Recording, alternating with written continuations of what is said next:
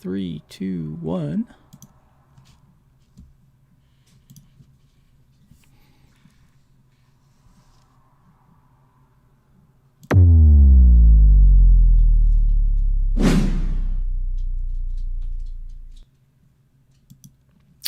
Well, hello, hello, hello. It's us.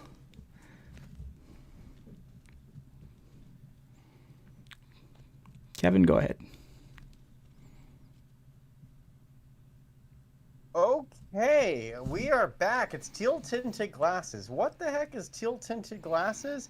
It's a hockey podcast where a few guys just get together and shoot the breeze about all things hockey, usually with a slant towards the San Jose Sharks and the San Jose Barracuda. But this is kind of a free-for-all show. And honestly, now that we're back after a near 2-year hiatus, I will say that my preparation has not gotten any better, folks. But I'm really happy to have you here. So on this show, you will see the usual things you used to see, such as me eating dinner and forgetting half the questions that I mean to bring up with my colleagues. So if you want to be part of the show, please send in any comments on YouTube. If you are listening on your favorite podcatcher, on replay or something like that, you can always tweet at Teal Tinted Glasses.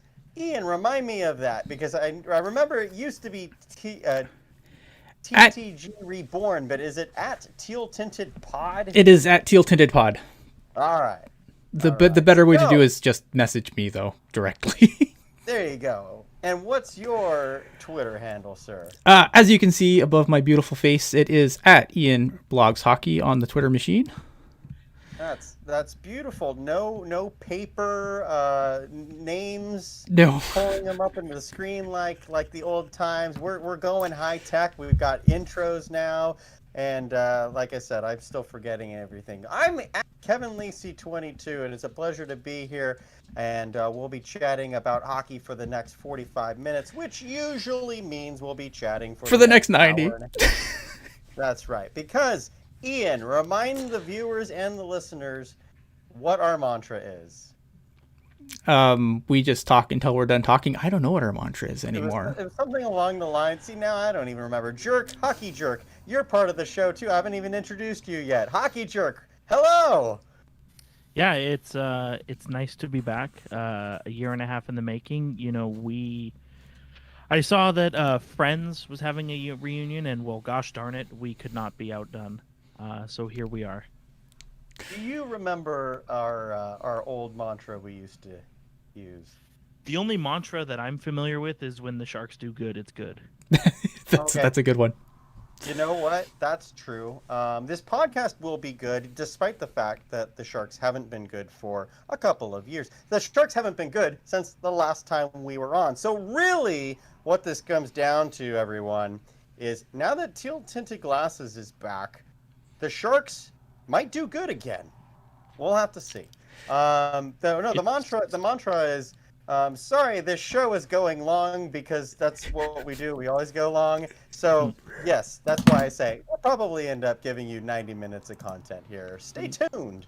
And to your point, Kevin, it's also worth noting that since we, because obviously the podcast was at its height, then it scaled down a little bit, then we took a hiatus altogether. Since we stopped being, at the full time at our height, the Barracuda have struggled as well. So, I mean, I don't want to get too ahead of myself here, but, once a week, once every 2 weeks, whatever we end up deciding, I'm thinking it's going to get the Barracuda back in the Western Conference Final and maybe further. Well, yeah. I think, guys, that whatever team Danny O'Regan's on, that team's going to the conference final no matter what. I mean, we're seeing it right now with the Henderson Silver Knights leading the division and in the divisional final. So maybe that logic's not lost on me. Ian, as we're back in old form, I'm interrupting you. That's okay. Please, take it away. I mean, I agree with everything you guys said, although I do want to point out that the last show we published was titled Fire Everyone. I just want. So we got fired. So we got fire everyone, and we fired ourselves apparently. Obviously, like everyone, like we said, it's Teal Tinted Glasses. We're back after a little bit of a hiatus. We're happy to be back. I mean, we wouldn't be back. A little housekeeping right off the top. We wouldn't be back without you guys. Like, if for all the times we got messages about, everything's great, but it would be really cool if you guys got back and did a Teal Tinted Glasses. This is for you guys because I think we kind of talked about this on a couple of occasions and it never really went anywhere, and then it was going to be like a one-off, and then I was like, well, we could kind of do it regularly again, couldn't we? I mean, I don't know what the future holds, but I know what the future doesn't hold, and that is less TTG.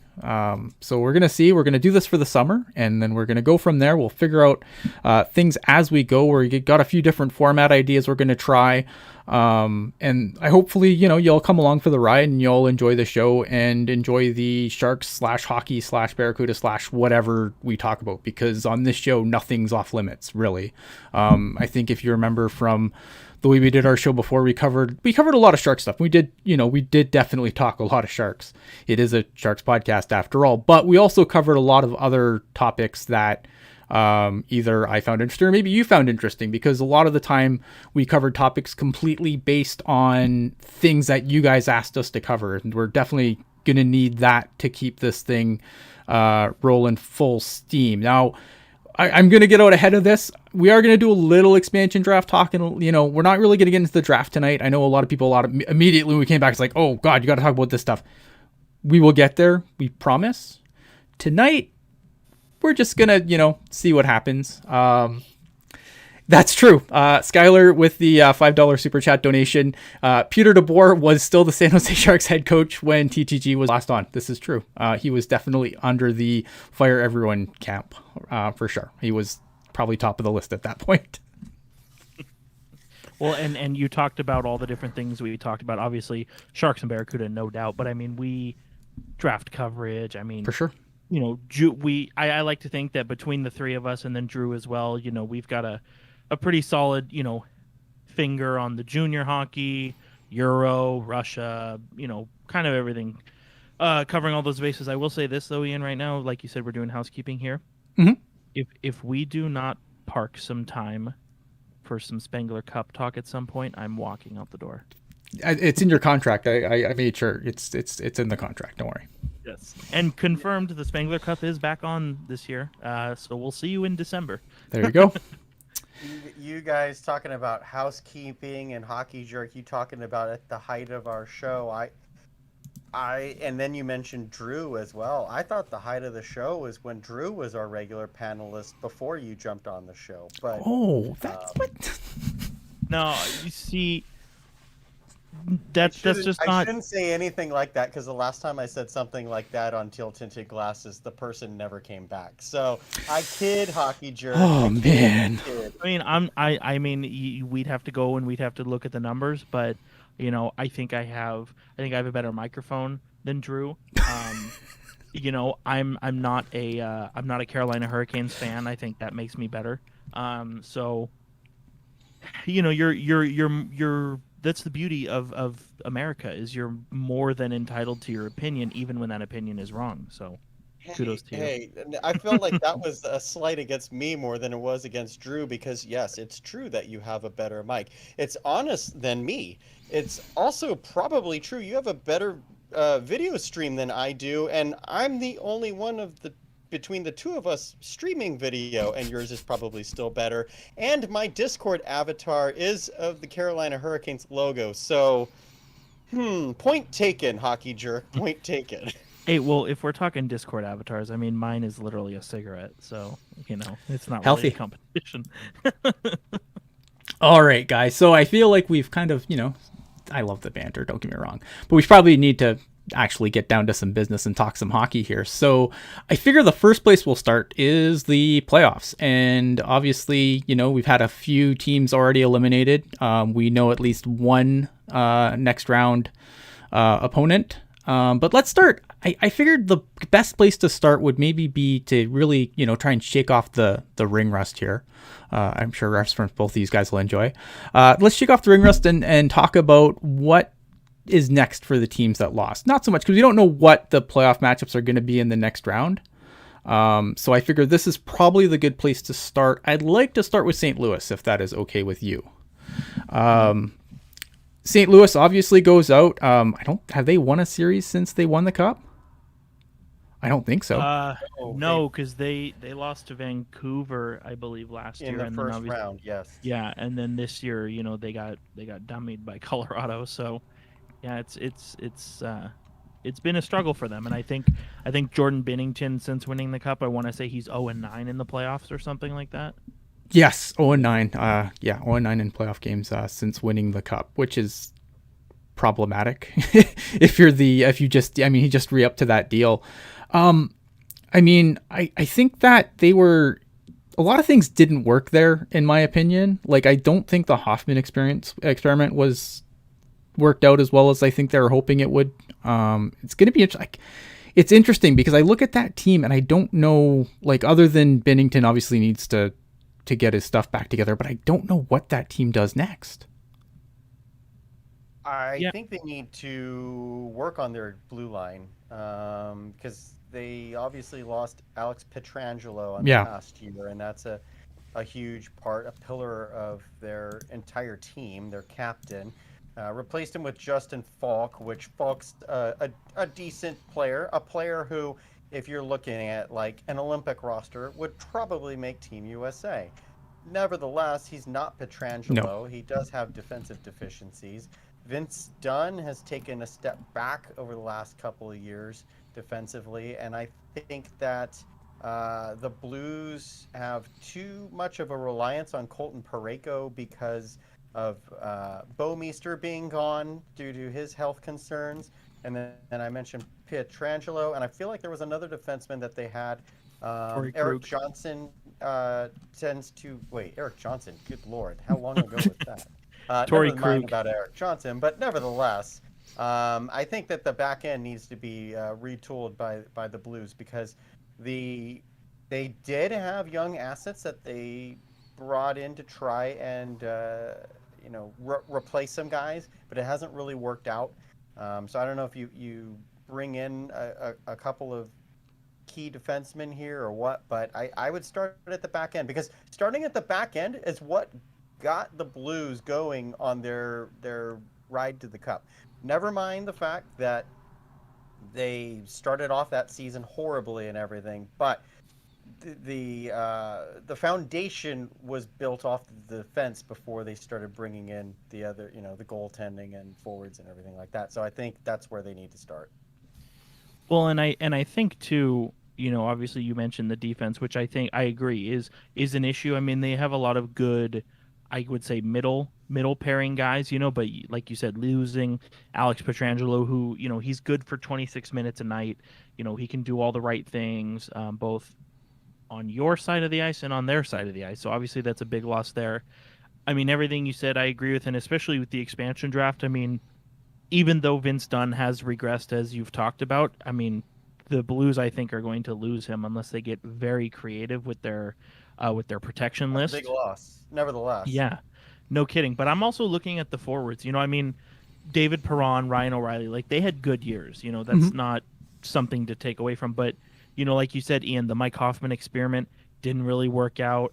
Braden Shen kind of had a down year. Jaden Schwartz had a down year. Tarasenko, I mean, good Lord. I know he was hurt, but still, you have all these guys at forward who are big name players. They're expected to be, flirting with that point per game or maybe close to point per game. And there were guys who just didn't get there. And you can make the argument, oh, well, they had a lot of injuries and they still made the playoffs, so it's a success. But I think with how impressive their roster was looking going into this year, I'm surprised that more didn't come of it, to be honest.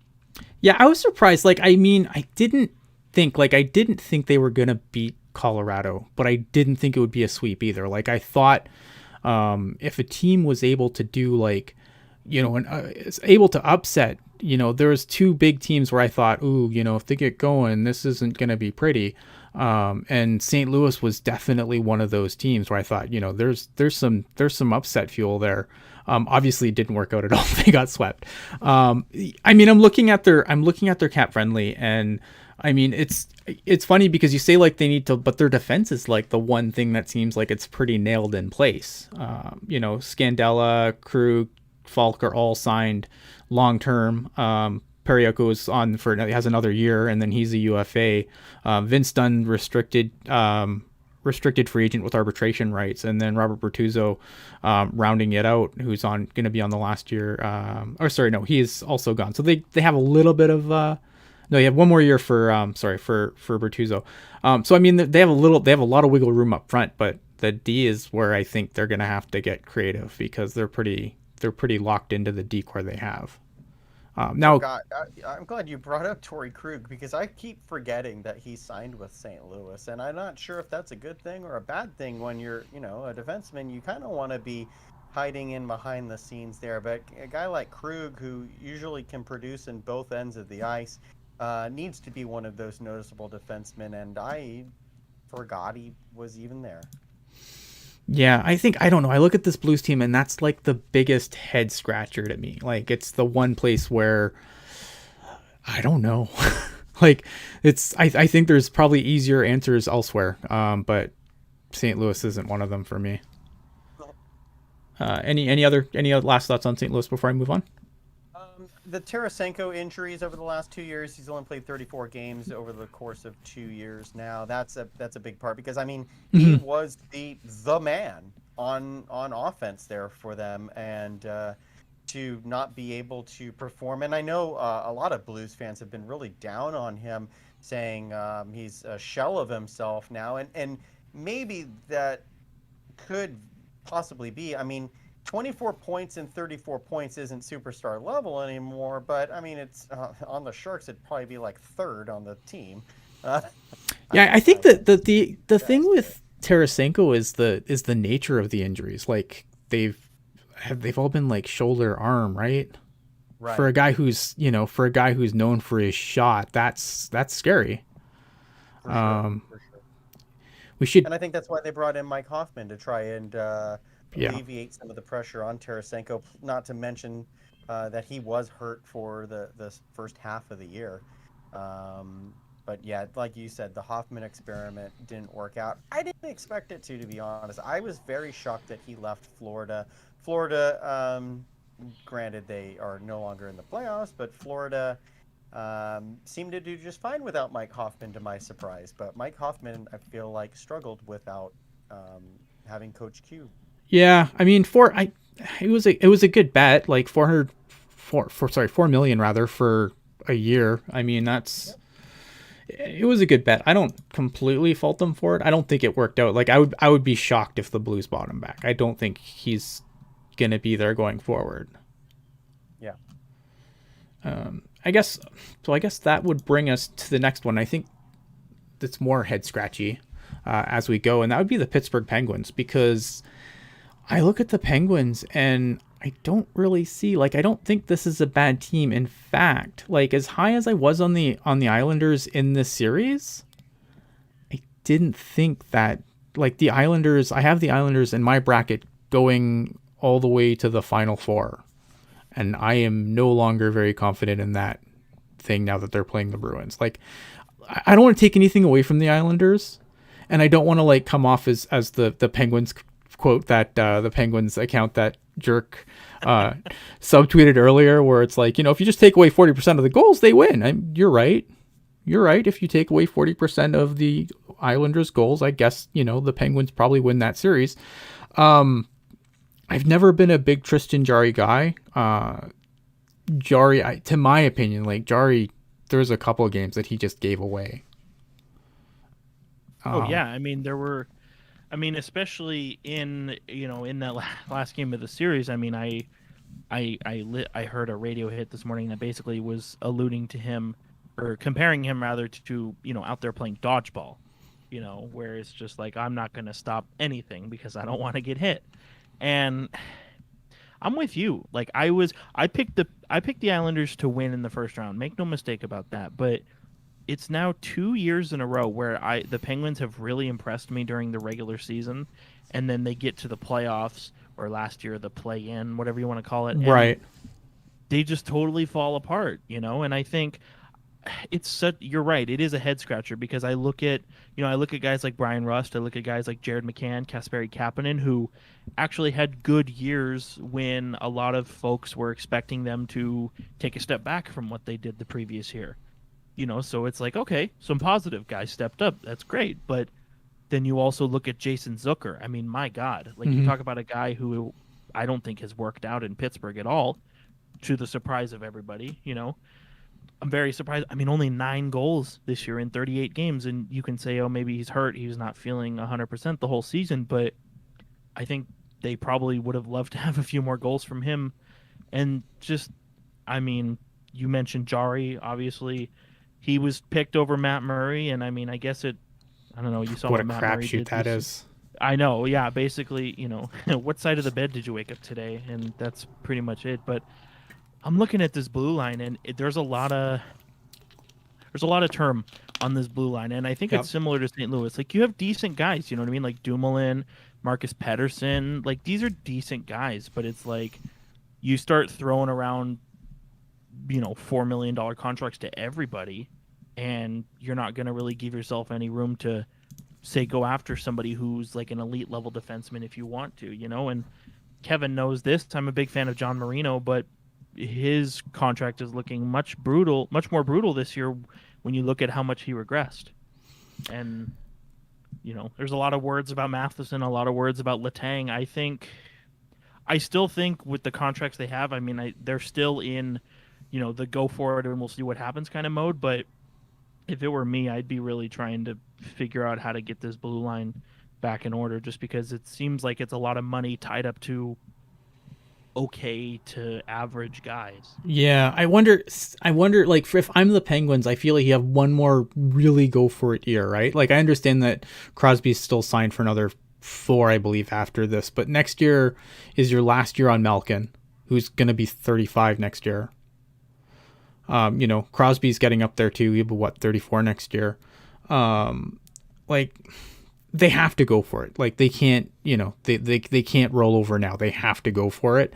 I think the only thing that works kind of in their favor is that, Tristan Jarry is only at 3.5 million. Yeah.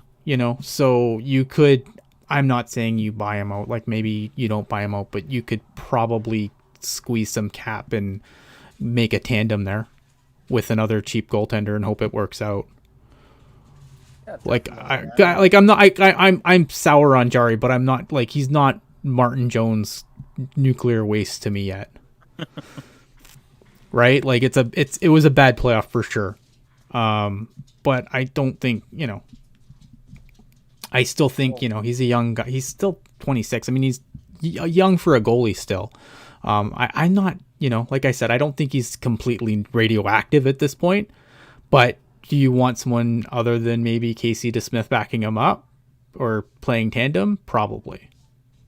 Yeah, and Casey DeSmith has been a little bit up and down here in his NHL time. He was, I think, slightly better than Tristan Jarry this year, and his stats prove that as well. But just overall, throughout the season, when I check in on Pittsburgh, I felt like Casey DeSmith was getting better reviews from the media, at least, and fans, than Tristan Jarry was. But you mentioning maybe bringing in another goalie, I mean, that's a conversation for our eventual free agency For sure.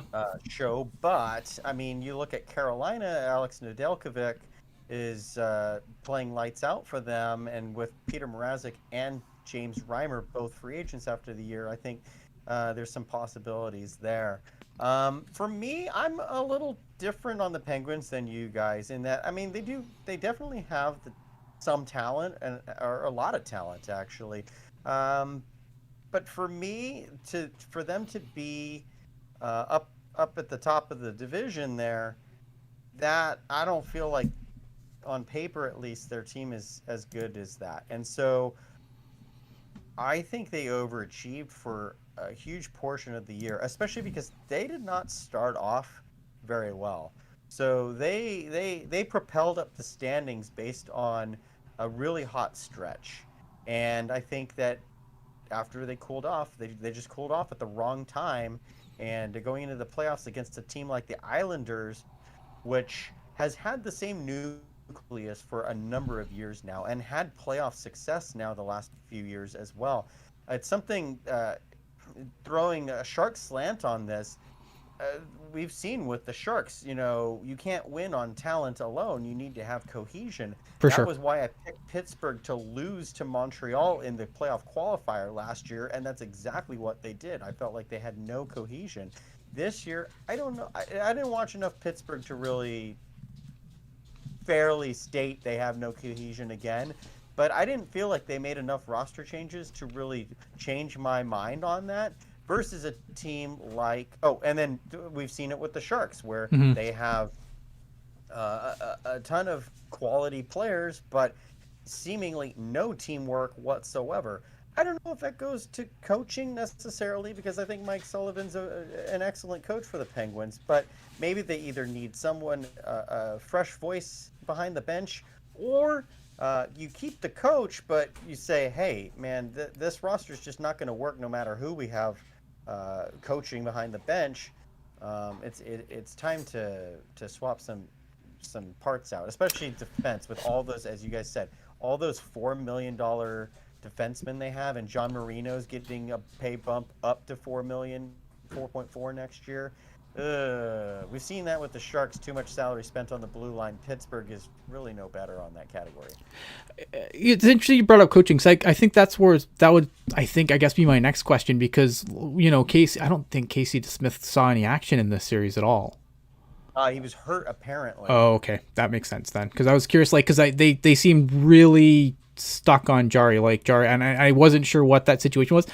I mean, I watched a few of those games, not complete games, because I generally do like a lot of just flipping through games, especially in the first round, like when there's 8 games on at one time. Like I generally don't pick one. I'll pick it to it. But I mean, I understand, regardless, like that, the tweet that Jerk pointed out was silly, but I kind of get what they're coming from. Like, I would have just said our goalie was trash, and if our goalie wasn't trashed, maybe we win, because I thought there was long stretches of the hockey that I watched in that series where the Islanders were getting outplayed by the Penguins. But I mean, the end result, sometimes you don't get the results you deserve. Well, it seemed, to your point, Ian, it seemed like there were a couple of times in that series where the Islanders, they came out looking really flat, and Pittsburgh took advantage, or they looked to take advantage, and then, especially as we saw, in the elimination game, I mean, the Islanders just came at them quick, and Pittsburgh didn't really have an answer for it. Yeah. I want to go back, and I keep hyper focusing on this, but we kind of touched on the expansion draft, and I'm looking and somebody pointed out in the chat as well, but the Penguins have, I would argue, 9 forwards that they should probably protect. Jesus, and not really a whole lot of draft picks this year. Trekkie is back. I know I don't always pay attention, but I'm wondering if we're gonna see. And I'm going to go back to Jason Zucker again, but you bring in Kasperi Kapanen, you bring in Jeff Carter. What does that say about how they feel about Jason Zucker, who had a down year? Probably not gonna have a protection spot available for him. They need draft picks. I mean, if you want a bold prediction, we can restart the foreseen clock here. I could see Pittsburgh try and move on from Zucker if they want to jazz things up, which I think would be really unfortunate considering what they gave up to get him. And honestly, if you're Seattle, I don't know, I have to imagine they're probably going to dangle Jeff Carter. I know Jeff Carter's at the twilight of his career. He's 36 now, right? And he's 27, but for $2.6 million, you could do a lot worse. You're Seattle. Well, and considering how his career looks to have taken a defibrillator to come alive here, I mean, maybe that gets him feeling in a good place, and he kind of parlays that into a really good contract here. Yeah, I mean, 37. So I mean, but even still, like even for a year at 2.63 for, you could do a lot worse than Jeff Carter for that. I don't have them on the list, but Washington would definitely be a team. A lot of head scratchers. And then there's the Washington Capitals, which, poof. I think that we, or are we moving on to the Capitals? Because I was going to say, go ahead. We could definitely focus a future episode on the Caps, because I think we're going to be talking about them a lot. Probably.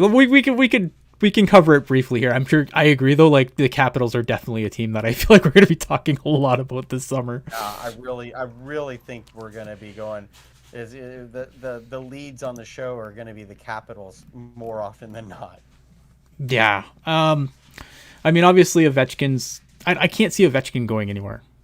Like, he's like. Do I think there's going to be another? I don't know if he gets another long deal. Like, does he get a career-ending deal? I don't know.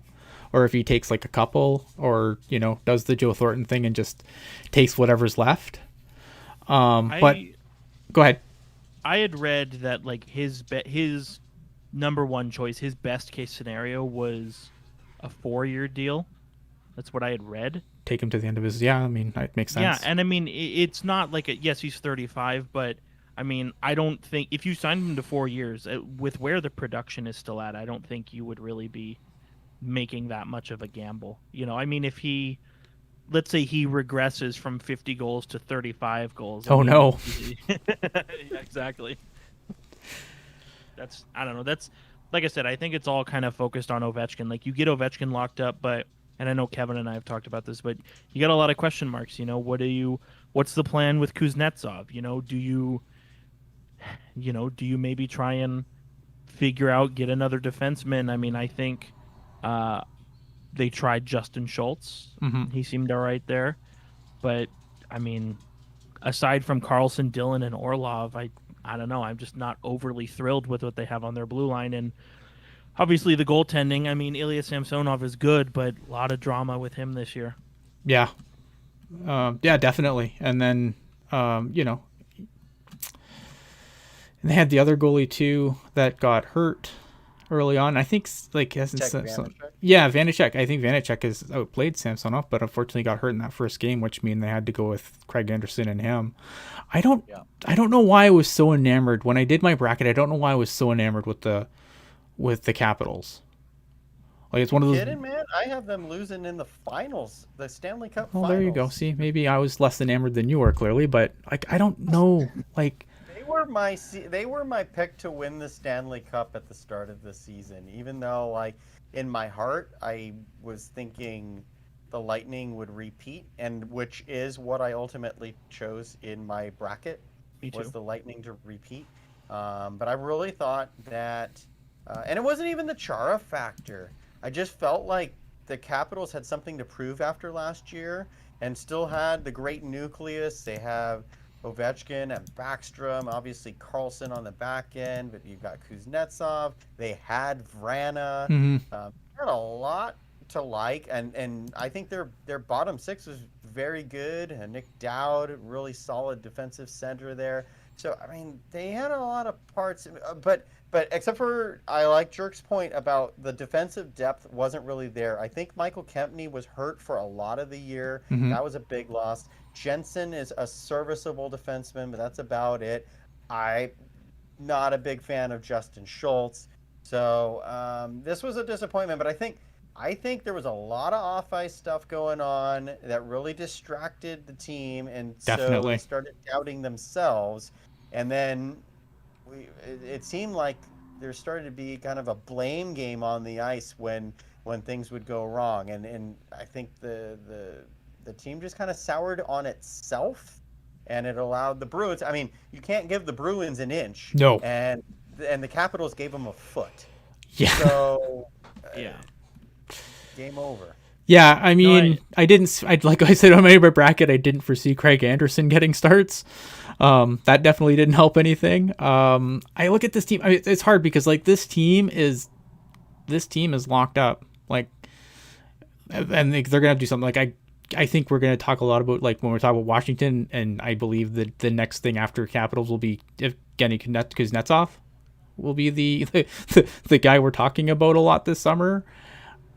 It's gonna be interesting to see what they do there, because I mean, the noise around that team and around him, like again, this is a team that's locked up at least for the next 2 years. Like, so if you're gonna do something, that's probably where you have to start.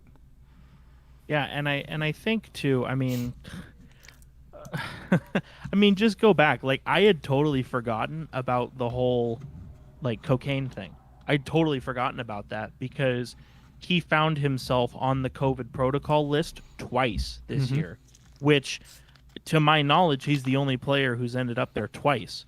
And so you don't want to speculate on what they are or are not doing, but it does create some questions as to, why are the protocols not working for you, but they're working for everybody else? You know what I mean? So yeah, and just other disciplinary, like, you're not skating tonight because you're being disciplined and we're not disclosing why. Like, exactly, clearly, there's something going on, and I don't want to sit here and tell you, oh, they need to, they need to, dump him back to, dump him in Novokuznetsk or anything, but like, it's just a very curious case because, like, you think about that cup run, like, he was cash money for them. Like, if the Conn Smythe ended up going to him, I don't think anybody would have been too upset about that, even though I think Ovechkin deserved it. And to go from that to, he had a down year last year and even more down year this year, the cocaine thing, COVID protocol, like you said, healthy scratches for mysterious reasons. I don't see a way out of this unless they trade him away. And I mean, he's still a good player, don't get me wrong. I'd love to have a player like him, but Washington is not getting fair value for him. I would be surprised if they did. No, damage goods. All right, so that brings us to Florida. And I feel like Florida's a team where you don't really have to do anything. Like, you lost to a better Lightning team. There's a lot there to like. I thought that once they went with, I mean, look, they have issues in goal. You have $10 million wrapped up with Bobrovsky, and that's problematic. But I thought Spencer Knight, who's going to be on the cheap for a little bit at least, I thought he came in and I thought he did pretty well, all things considered. Like, he definitely looks like he could be a guy going forward for them. Like, I feel like for them that, I mean, they ran into a really good Tampa team. I know they were the higher seed, but Tampa obviously getting their reinforcements, their controversial reinforcements at the end of the season. To me, they lost to a better team, and I feel like this is one of those losses where you don't really worry about it. You hope that it's like kind of like the bloody nose you get before you come back and win the fight. I agree. I think they added a lot of really good pieces this year in order to finally have them be competitive, and a lot of those pieces are going to be sticking around. I mean, Hornqvist is locked up. Sam Bennett's an RFA, but you can get him locked up, especially the year. Oh, I think he's coming. Yeah, I think they like him there. I think he's a good fit there too. Agreed. And Carter Verhaeghe had a really good year, even on the back end. You know what I mean? Bringing in Marcus Nudavara, bringing in Radko Gudas. I mean, these are guys who made a difference, and Alexander Wenberg as well coming in off the buyout. I just think Florida, and I feel like we've been talking about Florida for years, where it's like they're finally on the cusp and then they never get there. And I feel like this year, I think, was a really good year for them. And I think, like you said, I agree. I wouldn't do anything. I would try and keep the band together as much as they could, and maybe add another piece, but I don't think they have to do a whole lot. No, like I said, I think if you can, I mean, goaltending, the money on their goaltending is a problem, but it's not. It doesn't have to really hurt them, because I think Spencer Knight's the guy you use going forward, unless he takes a serious step back and falls off completely. Then obviously you have to reconsider. But like, you could let a guy like Chris Streeter go, no problem, because I think Spencer Knight showed that he has the tools to be the guy. Like, he's gonna be the future there, I think. And he's less than $1 million for the next 3 years or 2 years after this year, obviously. I think it's a good, like, it was, I think this was a good experience for this team. I like them. Like, I feel like this is a team where, they got their nose a little bloody, and that's going to be good for them. I think they'll learn from it going forward. It's a pretty young team still. So, I mean, I think, you hope they learn from it. Maybe you add something at the deadline, but I don't think you have to do anything drastic in the off season other than, re-up a few guys that you're going to have to pay. Like, you're going to have to pay Anthony Duclair, probably a little more, and you're going to have to re-up Sam Bennett. But, I mean, aside from that, other than re-upping a few guys, I think you can pretty much stay the course. And, if you have any, I think they'll probably have to look at the blue line a little bit, but I think you come back with the same team. I think they're going to do fine.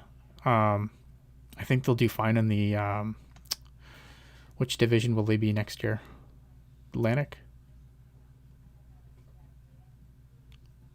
Yeah, Atlantic, right? And then, yeah, I don't know.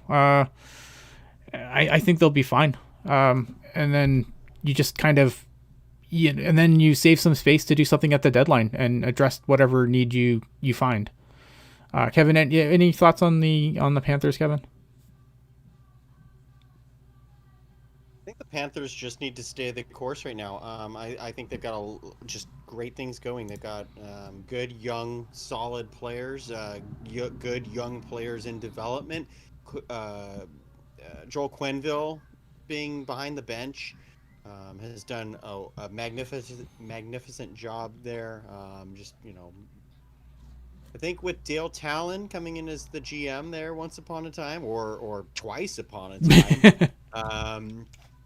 I think he really changed that culture in that organization, and then obviously Talon had the relationship with Joel Quenneville. So, I mean, they won how many cups with the Blackhawks together? So, or at least maybe not Talon, but I mean Talon built that foundation to get there, and I feel like there's a lot of parallels between the Panthers of today and the Blackhawks of 10 years ago.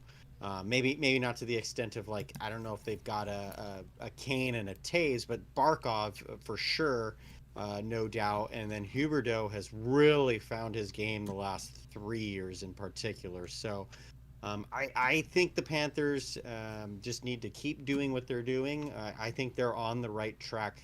Are they on a cup-winning track? I don't know. Maybe they need one or two moves to put them on that path, just because I would not rank them along with like Carolina and Colorado as like the good young powerhouse teams who are only going to move forward. I wouldn't put Florida there, but there's a lot to like about if you're a Panthers fan. So Yeah, fair enough.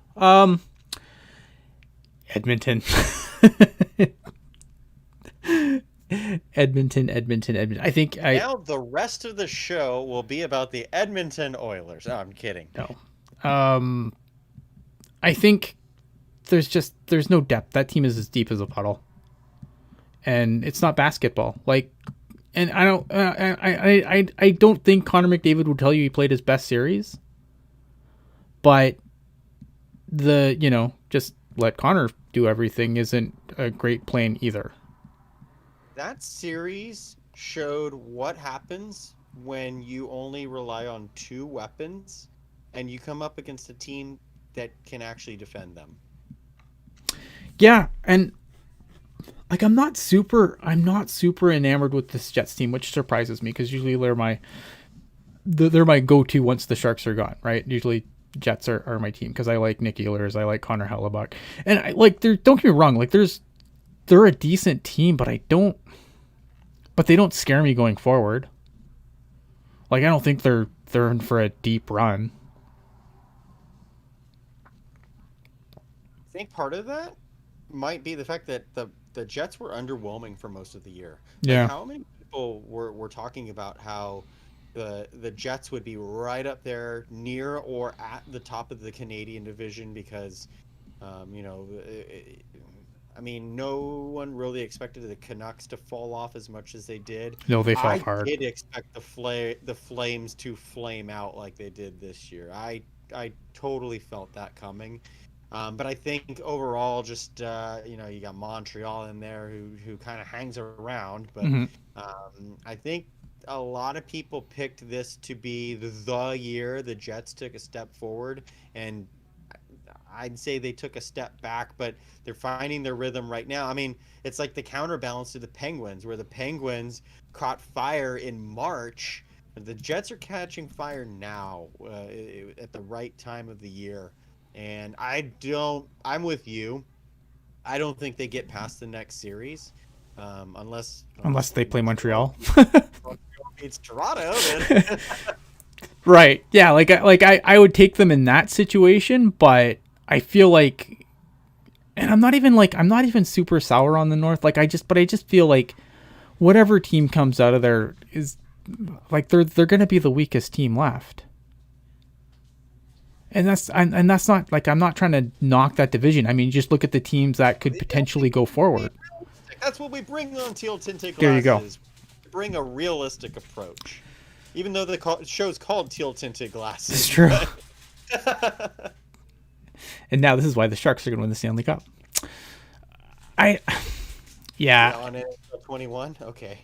Yeah, I don't know what to do. Like Edmonton, I mean, there's a lot they can do there. I think you've got a lot of guys that are coming up that you can probably try and retool, but I don't know how. It's a lot of. I think they have to do a lot. The problem is not that Connor McDavid and Leon Draisaitl are geezers at this point, but I think to make the moves they need to do, it's going to be a couple seasons before they can really solidify their depth, because I don't think it's that kind of thing you can fix in an off season. I agree, and I like what you mentioned too, Kevin, about this is proof right here. What happens when you have two guys who are scoring enough points to make up for like six guys on the other team? You know what I mean? I mean, it's great to have superstars, and like, good for you. You as good as they are on their own, you clearly did the right things to help them develop into good NHL players. Nobody's faulting them for that. No. But, and this is a conversation I had with Drew Weber, who I should mention picked Edmonton in 4 in his bracket challenge. But anyways, yeah, that was my thought, Kevin. But I was like, dude, if Connor McDavid and Leon Draisaitl, if they go quiet, nobody's picking up that slack. Ryan Nugent-Hopkins, Jesse Puljujarvi, Kyler Yamamoto, these are good players. They had down years, and to me, there was no real indication that they were going to miraculously pull themselves out of it. The three of them I would have liked more from: Alex Chiasson, Dominic Cahoon, James the Real Deal Neal, if he can get into the lineup. Like, these are guys that I wanted, if I was an Edmonton Oilers fan, wanted more from, and they didn't make it happen. And then obviously, I have room in my heart for Mike Smith, but he was punching up all year. To expect him to carry them to the Cup, I think, was very generous. And they want to bring him back next year. Yeah, well, from what I understand, the idea is that he's the 1B, and they're just going to literally take any avenue they can to throw Koskinen overboard. Fair enough. Well, you guys... You could probably, anytime we talk about the Oilers in past episodes of Teal Tinted Glasses, you probably heard me not raving so much about Mikko Koskinen and his horrific glove hand. Yeah. But I know somewhere, probably dating back to Pucknology Writers Room, I talked about Mike Smith being one of those goalies who's an every other year kind of guy. Yeah. Given his age especially, I think the Oilers do need to look at a new avenue for goaltending, because of the fact that Smith's up there. He's like, 38 now? And he's due to have a bad year next year, because that's just what he does. I liked your point about Yamamoto and Puljujarvi and I thought Puljujarvi had a good series. Huh? I thought Jesse Puljujarvi had a good series. Sure, but just overall, not like taking that step up, not getting that clutch goal when was needed. Because look at the Islanders, and I talked about how they have the nucleus. Part of that nucleus is coming from past playoff success. Like Josh Bailey was a serviceable guy who had some good moments, but then like 1 year in the he like blew up, went out of control, and then been kind of running with it ever since. Last year, Anthony Beauvillier kind of ho-hummed, and then all of a sudden exploded in the playoffs and had a great year for them. And Brock Nelson's had a similar story, I think, a couple of years ago, where he really had a lot of tools to, in the chest or whatever, but he hadn't quite put it together until a solid playoff year. And then I think he's great for them. So like the Oilers don't have those kind of stories. No. And I think that's really where they're lacking. And I don't know if you want to touch up on that, but I do just want to get it out there real quick. Cooper Marody and Tyler Benson have been torching the AHL for 2 years now.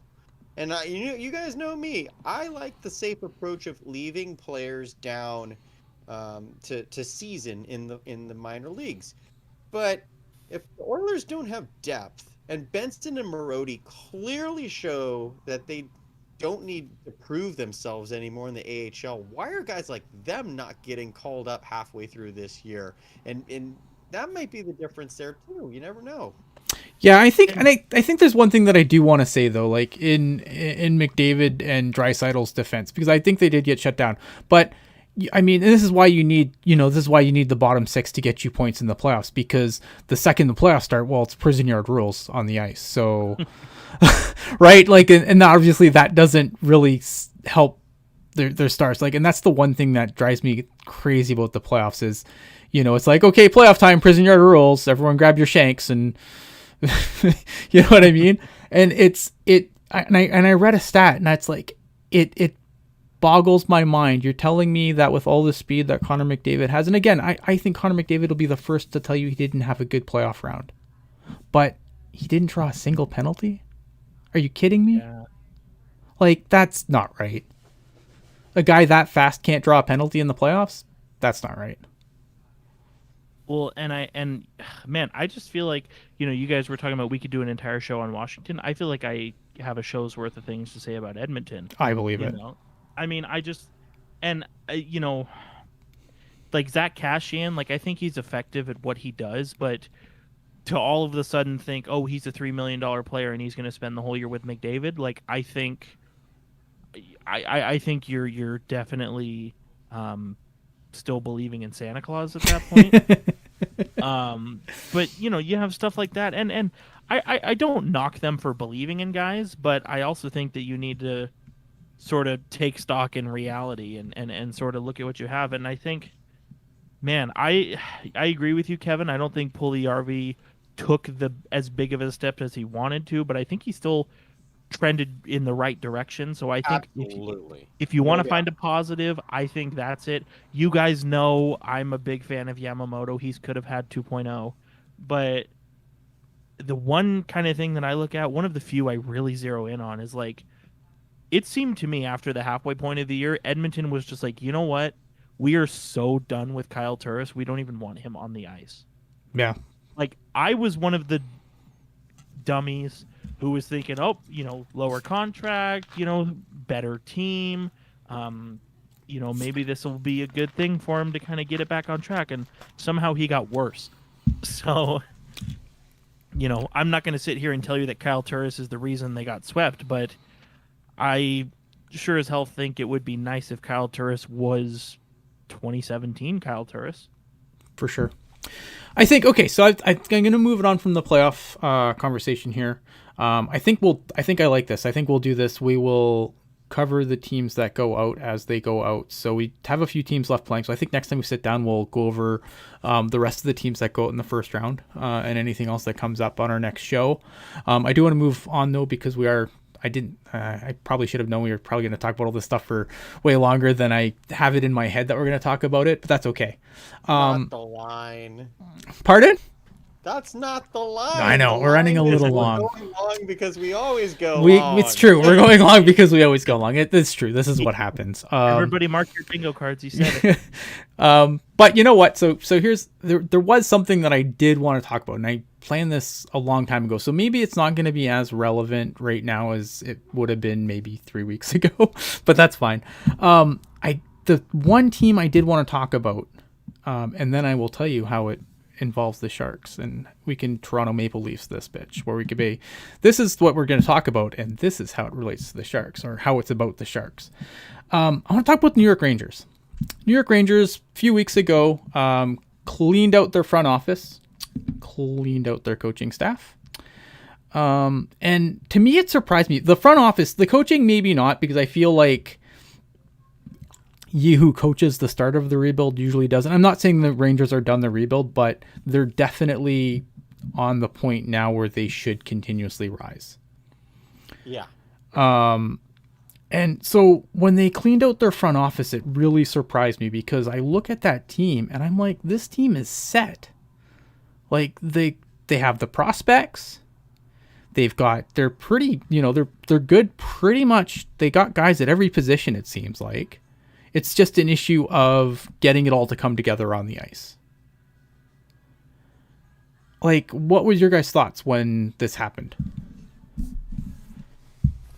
I was very surprised, and I've been in the years past, and you could probably even go back and listen to past shows of ours from back in the day where I've always been very complimentary of David Quinn, because he comes in, he's a rookie NHL coach, coaching a team with a decent amount of NHL rookies. To me, it seemed like it just made a lot of sense. Mm-hmm. And then, I agree with you, Ian. I think they really made a lot of positive steps in the right direction. I mean, Panarin and Zibanejad are obviously, they are what they are. Kevin's friend Buchnevich had another good year. Adam Fox maybe is nominated for the Norris Trophy this year. Colin Blackwell from the top rope. Like, they had a lot of really feel-good stories this year and trended in the right direction. And I don't want to say playoffs next year, but I wouldn't be surprised if they at least sniffed it halfway through.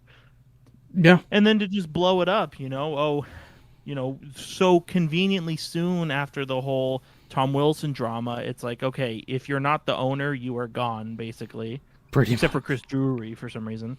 And so I don't know. I mean, it almost feels like a step back in a way, because it makes me wonder what the players think. Like, how did the players feel about Jeff Gorton? How did they feel about David Quinn? Mm-hmm. Like, are these guys that they wanted to be like, yeah, life's good, we love the guys we work for, and now they're just gone?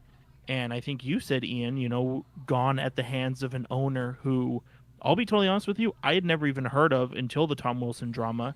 And now I'm supposed to sit here and believe that he's like some, 9-to-5 everyday guy who's got a desk in the GM's office. It's very peculiar.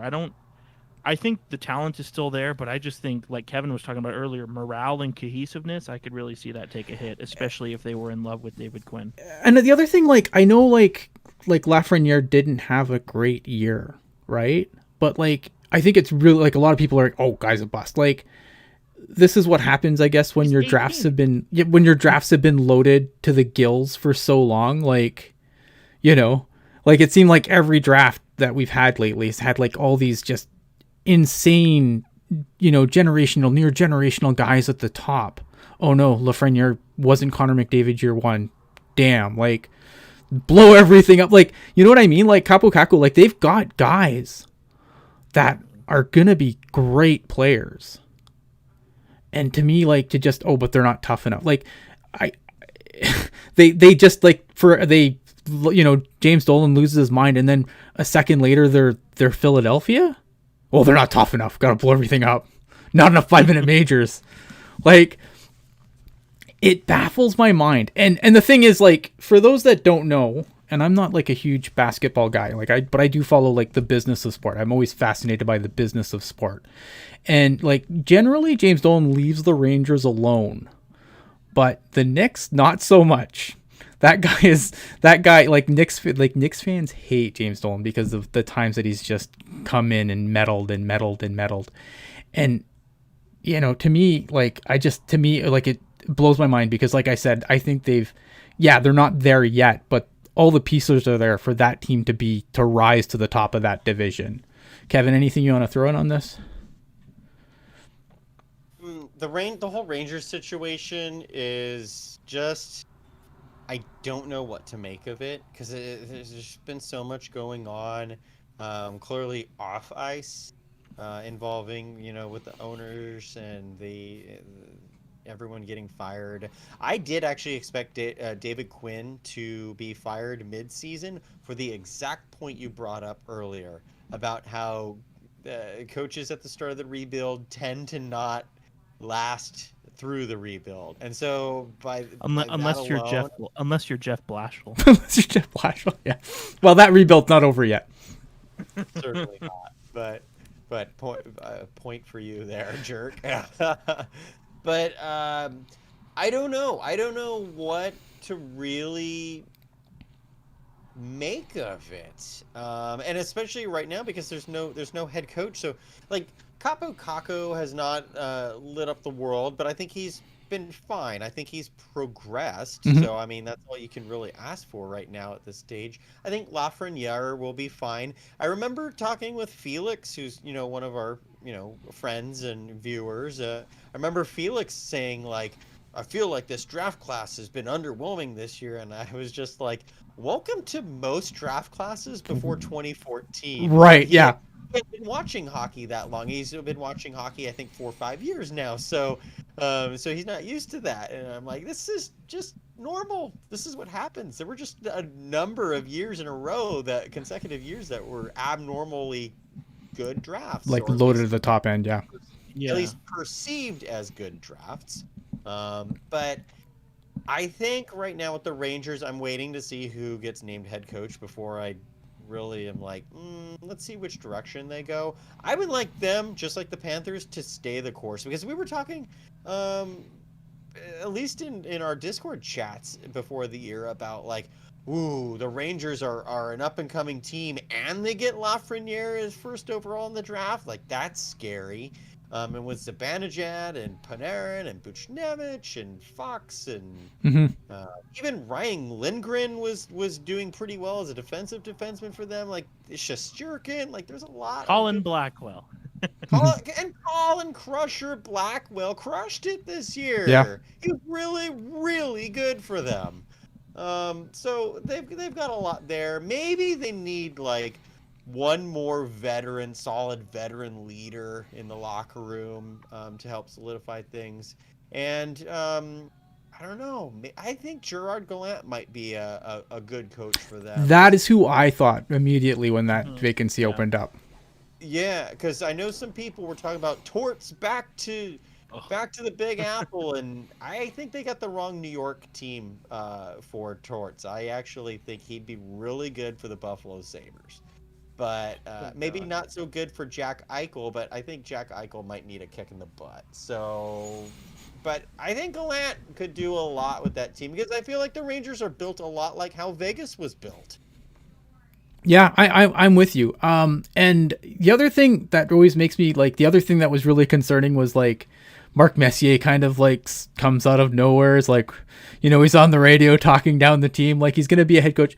I have no patience for Mark Messier. Like Mark Messier was a great player, but like I have no patience with guys that don't put in the time. Like this guy he just decided that because he was a great hockey player and a great leader that he should just get to coach in the NHL.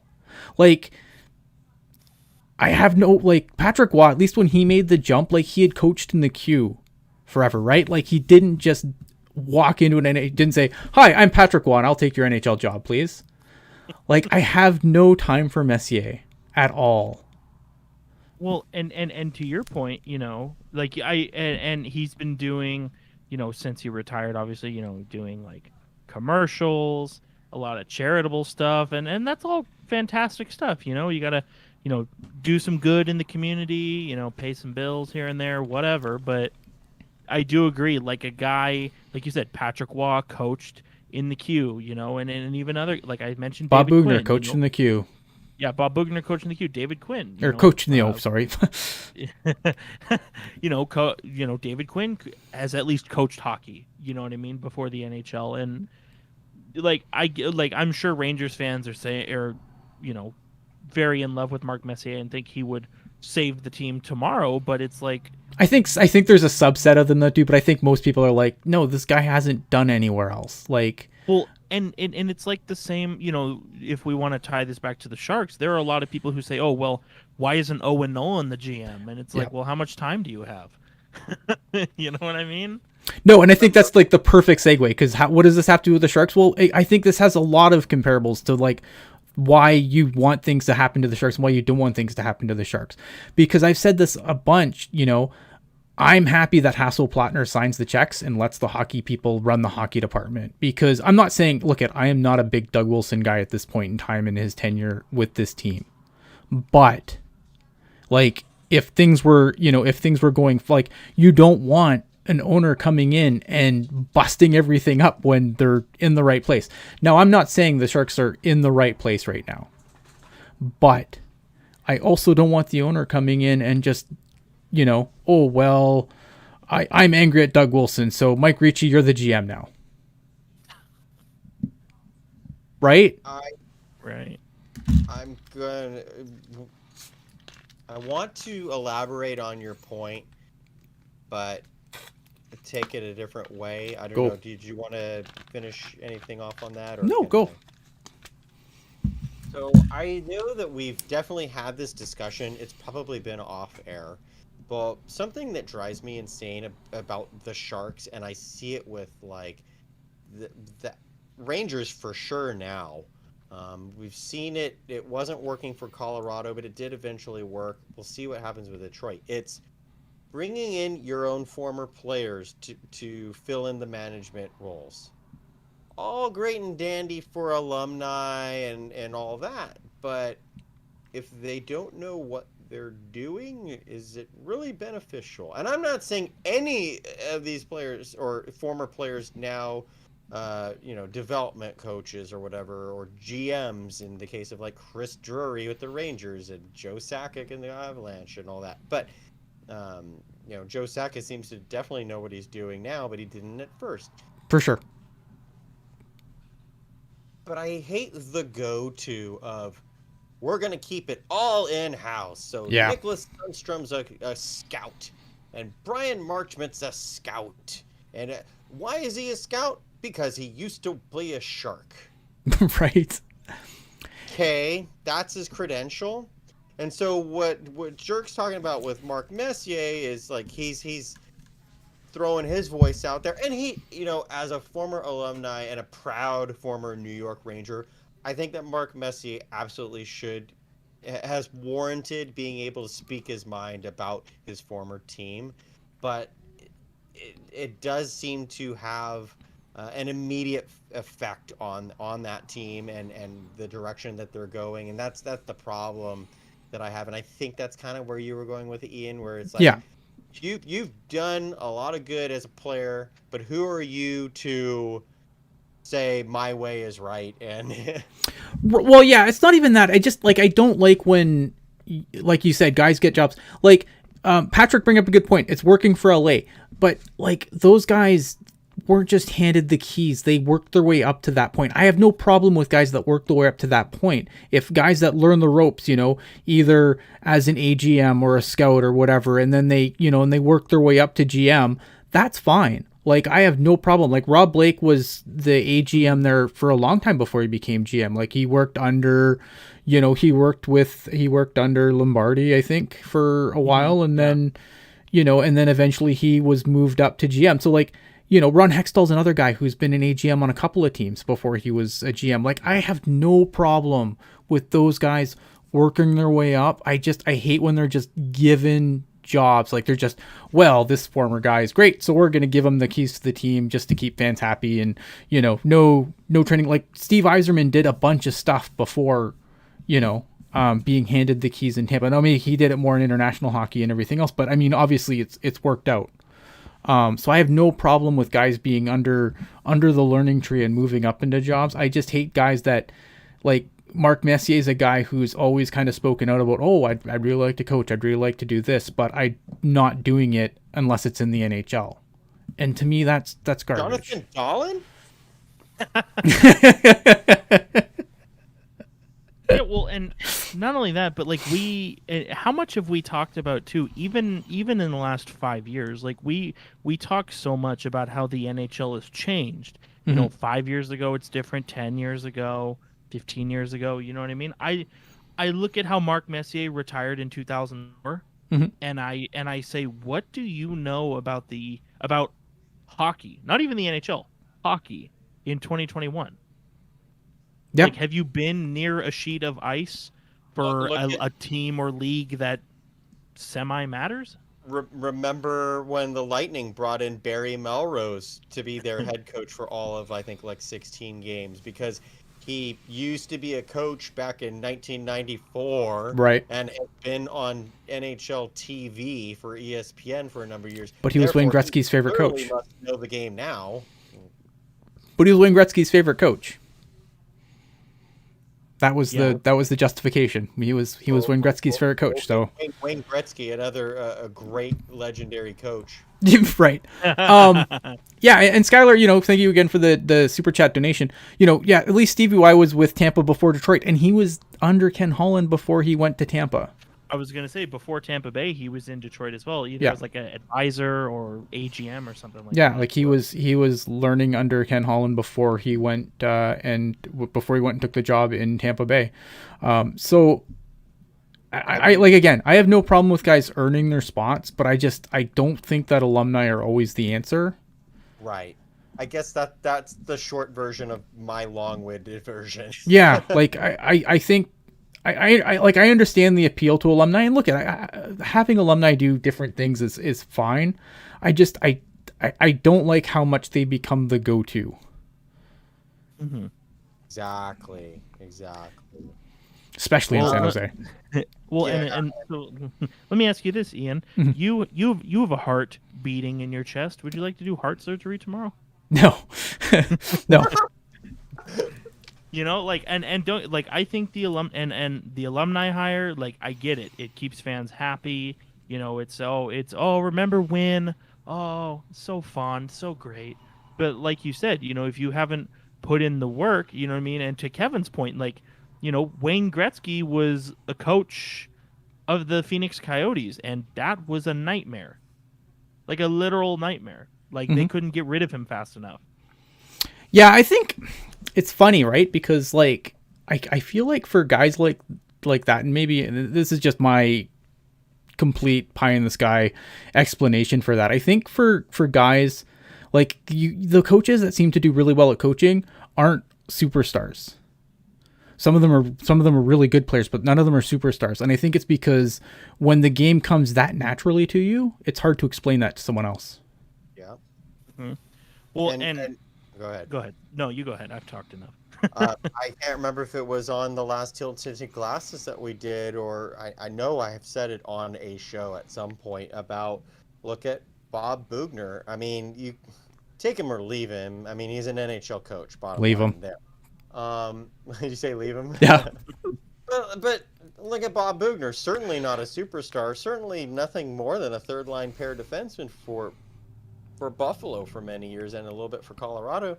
But why does Bob Bugner, or someone like Bob Bugner, work as an NHL coach? I think it's because when you're a depth guy, you're looking at every fine detail in your game you can possibly make to stand out in order to stay in the lineup. And so I think that comes out into coaching as well, where you're supposed to be analyzing, breaking everything down, and trying to improve upon that for and direct that to your team. The superstar player, like you said, Gretzky,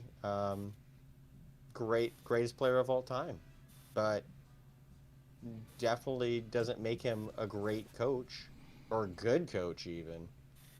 Yeah, and to your point, you may see an NHL coach who had a good NHL career, but by no means were they like some elite superstar all the way through. You know what I mean? Like, I think of Travis Green. I think of Rick Tocchet. I think of Dallas Eakins. You know what I mean? Like I would argue that these guys are good coaches, but when you think of their NHL career, I mean, you pull up Hockey DB because you're gonna have to like double check where they were and what they did. Right. Um, And just going, I hate ending it on just a random note, mhm. but Do it. we just saw it happen yesterday in Switzerland. So it doesn't just happen in the NHL.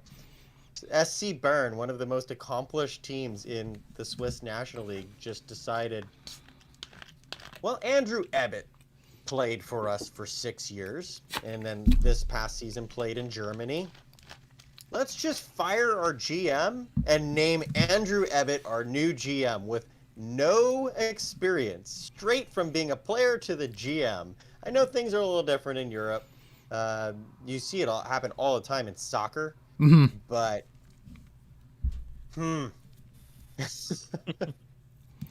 All right, so I'm gonna switch gears here because the San Jose Barracuda announced their team awards for the season. So I'm hoping to get your take on some of these, Kevin. I'll start with the MVP, which was Alexander True.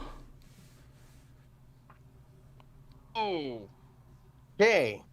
So I will try not to repeat too much, since I have talked a lot about the Barracuda on Teal Town USA After Dark and the upcoming episode of In the Reef that I'll be having for the season recap. But with these awards, that it's a big eyebrow raiser for me for Alex True, in part because he was on the taxi squad a fair amount the second half of the season. And I said it before and I'll say it again. I felt that, one, Joachim Blichfeld was the best player on the Barracuda this season.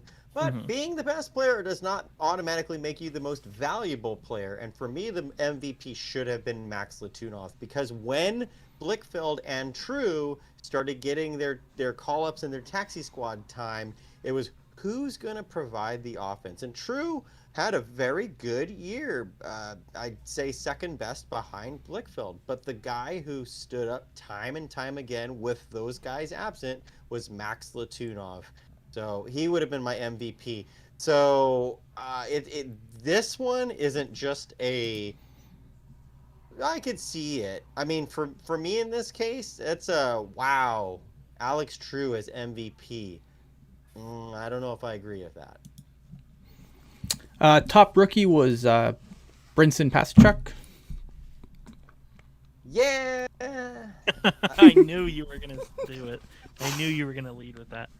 I mean, Brinson Paschuk was fine this year. As Ian and I, well, all three of us love to say, he was a guy. He was a guy. The offensive numbers didn't really come through this year, and I don't think that's a bad thing, because I actually think Brinson Paschuk has a lot to work on defensively, and I did notice that he was improving defensively over the course of the year. So from that perspective, I felt like this was a year that he could really, obviously his first year professionally, for one, being a rookie, but I think this was a good year for him to fine-tune aspects of his game that I feel anyway are lacking. What I really think is lacking is his skating ability. I think his skating really needs to come up.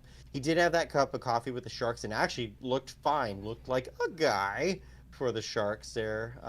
But I suppose, I don't know if since I haven't really thought about Rookie of the Year, since the majority of them are rookies, I'm fine with this pick. But I don't think that we should be looking at, Brinson Paschuk was the Rookie of the Year for the Barracuda, and just immediately say he must Pack your bags, Merkley.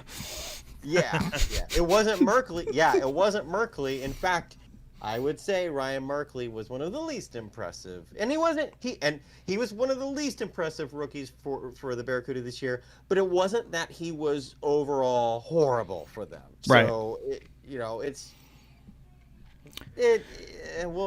these guys are still developing, and we'll see what happens going forward. But I do think Merkley really does have a lot to work on, for sure. I know, like coming like up and leading up to this season, like Doug Wilson, that was one of the first names that Doug Wilson would always spit out when he was talking, and not a mention by Doug Wilson by the end of the season. Yeah, well, most of Ryan Merkley's highlight reel consists of him jumping up, mistiming a play, or making a lazy play, and in any event, getting burned for a breakaway the other way. Yeah, and that's and I say this kind of in jest, like I am not completely sour on Merkley or anything right now. I think, you know, he was a project, and we knew he was a project coming in. Yeah. And in the chat, time and time again, I've seen, so Merkley's a bust? No, Merkley's not a bust. He's 20 years old. His first year pro. He will hopefully learn. He does have to learn in order to progress, to move up in the ranks. But bust, absolutely not. No. Jacob Middleton, top defender? On paper, yeah. Like, I feel like he should be the top defender. I would give this to Nicholas Milosh. Okay. So I guess 3 for 3 in my. I don't know if I agree necessarily with the awards, but I think Nicholas Milosh was great for the Barracuda this year. He really worked on his overall mobility. He looked more in tune with the Sharks / Barracuda system. He looked more and more confident throughout the year. I really, towards the end of the year, if you follow me on Twitter, and I hope that you guys do, you would have seen me start to go from Milosh is looking good to me just raving about Milosh by the end of the year. And I think that Middleton had flashes where he was what we would expect Jake Middleton to be. Was he a top defender for the Barracuda? Yes. The top defender? No, not at all. And even Christian Jaros, when he was with the team, I thought Jaros played really well for the Barracuda too, better than Middleton. Yeah, I mean, Middleton's a guy for me. Sorry, go ahead, Dirk. I was just going to say, I know he played a little bit of forward as well, but I thought Robbie Russo was decent. I did too. I thought Robbie Russo brings great veteran leadership, but on the recent episode of Calder Farmstead, Sean O'Brien tore Robbie Russo's game apart, and he actually sent me screenshots of some of the issues with Russo's game, and I went, huh. You have a point. Yeah. But I'm with you. Overall, I'm still happy with what Robbie Russo brought to the Barracuda this year. Yeah, like Jake Middleton's a guy to me, it's kind of a sad story. Like Jake Middleton was a guy that's really high on, but I mean, he just can't get a look in the NHL, and I don't know what the future is for him at this point.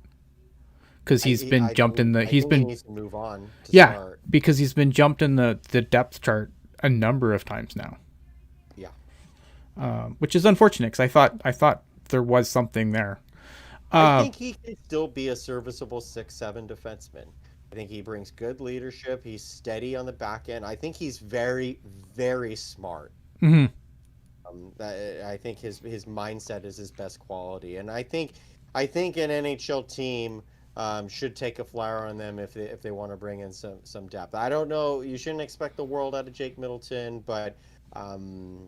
I would be happy if the Sharks kept him on the roster if they use him. But if I was another NHL organization, I think bringing in Middleton would be a good choice. All right, so the next 3 are kind of just they're not really top anything. The John McCarthy Leadership Award went to Jacob Magna, who is the captain. Yes. Sure. Yeah. The Roy Sommer Most Inspirational Award went to Brandon Coe. I think that's fair because he, being someone who should have been in juniors this year in a normal year, and to progress from being an injured scratch at the start of the year to a healthy scratch for a large portion of the season, especially when the Barracuda were carrying 10 forwards and still healthy scratching Brandon Coe, to go to fourth line, to the third line, and by the time the playoffs happened, he was the first line right wing. He definitely was showing good signs and showing that while he may not be AHL ready yet, he can handle, he had a good demeanor about his game on the ice. I'm sure off the ice as well, but on the ice, He didn't look overwhelmed. He might not have the talent yet to match the AHL, but he didn't look overwhelmed by that. So I think that was a good choice by the Barracuda. Probably the best choice they made for the award, unless Kojin Ash for goalie of the year, which should have been the biggest no-brainer of all time. Yeah, no goaltender of the year. The 3 stars award went to Yoel Shellman. Sure. I would actually argue Yoel Shellman had a better year than Alex True. There you go. The thing of it is Yoel Shellman spent most of the year with the taxi squad, so it wouldn't be fair to slap an MVP label on him. But Yoel Shellman was fantastic in his limited time with the Barracuda this year. All right, so we're running long. Go ahead, sorry, jerk. I was just gonna say, that was your friendly reminder on how to pronounce Shellman's first name. There you go. It's Joe-E. It's Joel pronounced Yoel. Or if you saw on Twitter, someone was like, "Oh, when do we get the not friendly reminder?" And Ian was like, "It's fucking Yoel." It's Yoel Shellman, motherfucker. Big capital letters. The not friendly reminder is when I'm screaming at a certain public address announcer. That's the not friendly reminder. All right, so we're gonna get to the end here because we have run long, as we always do, because we never, we're like, maybe it'll be like a 45-minute show this time around. I heated up my burrito, and that's where I went when I stepped away, and it's cold. I have to heat it again. So. This is what we do on this show. Kevin, you had a couple questions. Yeah, except for I already forgot the first one, which is not surprising because that's usually what I do. And it was a really good one, too. It was kind of like a off-the-wall question. But so I'm just going to ask you guys, and then also those of you in the chat or listening on your favorite podcatcher, I want to pose this. So on Wednesday in soccer, it was the Europa League final, the Europa Cup final. It went the entirety of their team in the penalty kicks. All 10 players for each team scored. In soccer, when you get to the 11th person, it's goalie versus goalie. And sure enough, Villarreal's goalie scored. Manchester United's goalie did not. And that was the decider for the Europa League Cup final. So my question for you guys, let's go back. We were talking about the Rangers earlier. Of course, Marek Malik is probably one of the greatest shootout moments in NHL history. My question for you guys is, if all 18 skaters go and it's still tied after 18 rounds, would you like to see goalie versus goalie? Because why not? Especially because it's regular season, so you're not going to have a cup, the Stanley Cup on the line in that case, But Martin Joe, let's go with Josef Kožinaš, probably the best puck handling goalie we have right now. So Josef Kožinaš skates in on Pekarine, and I'm curious your thoughts on that. You want to see goalies go in the shootout? As long as they're in full gear, yeah, absolutely. I want to see them in full gear. Would they use their goal stick, or would they grab a player's stick? I wonder. I think they should grab a player's stick. Okay, yeah, I'm with you there. But I still want to see them come up in full gear with a player's stick and just try and dangle with all that gear on. I think that would be fun to see, just because, and you mentioned Pekarine, I think of Carey Price, I think of Marc-Andre Fleury. There are some goalies who can actually rip the puck pretty well. Mike Smith, top shelf. Oh, dude. Yeah, I dig. I think that, the amount of players you'd have to get through to get to that point, but give in the super rare chance that we'd ever get there. Load me out. Why not? The worst that can happen is they both miss, and you go right back to the Devin Dubnyk shooting on Bennington. I was gonna say the backup goalie would get a shot then. Yeah. Ooh. Nah, I didn't think of that, but that is true. You'd have all 20 players. So I just want to see Devin Dubnyk score on Bennington. Oh my goodness. Oh my goodness. Dubnyk scores and a fight breaks out. Oh man. Could you imagine? That'd be great. Well, guys, this has been the first of what we hope will be many episodes this summer. I hope you guys enjoyed. If you have any feedback for the show, leave us a comment, leave us a like, all the usual YouTube stuff. Obviously, it helps us out immensely. Leave us a comment, leave us a like. You can talk to us on Twitter. I am at Ian Blogs Hockey on the Twitter machine. Kevin is at Kevin Lacey 22. Hockey Jerk is hockey_jerk. Definitely you can interact with us there.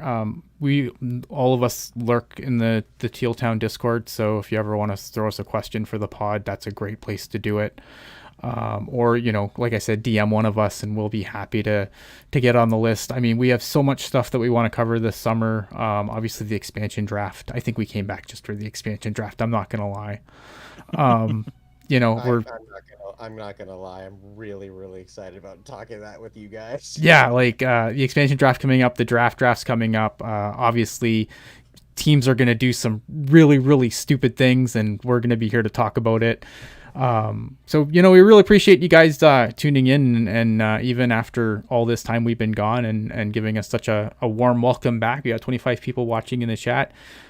So you know what to do. Like the video, subscribe to all our audio streams, all of them, so we can inflate our numbers and be super awesome. But any final thoughts, guys, before I shut this down? Yeah, I've got one. So if for those who are entered in the Teal Town USA bracket challenge, check your leaderboard. There's a certain jerk who is at the top. And if you're not part of our league, why? But, we've had 5 of the 8 series conclude to this point, and I'm 5 for 5 so far. I'm hoping to go 8 for 8. Not on the games, because anybody who gets all those right is clairvoyant. But, I got all the teams right. I'm feeling pretty good about that. So, I'm looking at Toronto. I'm looking at Vegas. I'm looking at Carolina. If they can pull it out, could be 8 for 8. That may make me insufferable to listen to for a couple weeks. But we all need something to be happy about. Yeah, my bracket's in danger right now. Kevin, any final thoughts? My final thoughts kind of in the same line. The first round of the playoffs here is wrapping up, but really good hockey here in the first round. The first round of the playoffs is usually my favorite round to watch anyway, just because there's upsets, and usually most of the multi-OT games are in the first round. But just the matchups this year, it was refreshing to see some different matchups, I think, overall. As much as I have made fun about Toronto and Montreal, the only reason the NHL does the divisional format is to try and force a Toronto-Montreal playoff to happen. And it did happen this year, but even though the circumstances were weird, honestly, I really was super excited about that matchup, and Carolina and Nashville getting the chance to play each other, the teams that are closest geographically with each other and yet are normally participate in different conferences, whatever. Right. Tampa, Florida, Tampa Bay versus Florida, great matchup. Washington and Boston, the powerhouse matchup. I was looking forward and successful in watching the Islanders upset Pittsburgh. So just overall good playoffs here so far. It's been fun, and I think next round, of course, pending the outcome of Vegas versus Minnesota, but the potential to have a Colorado Vegas second round matchup, woo, that'll be fun. Yeah, no, absolutely. And you know what, like this Predators team, not to go on any longer here, but like considering like where they were halfway through the season, where we were talking, like it's like, oh, where's all their defensemen going? Because they're going to blow this thing up, to now. I mean, that's a hell of a run. And it's looking forward to.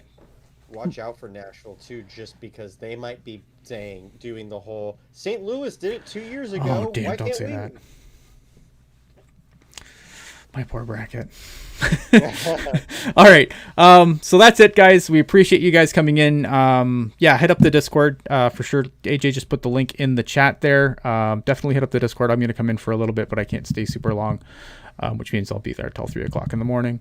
But anyway, guys, thank you again for being here, and just keep an eye on the Twitter machine /YouTube, and we'll let you know when we are going to do this again. That's it. Thank you. Goodbye.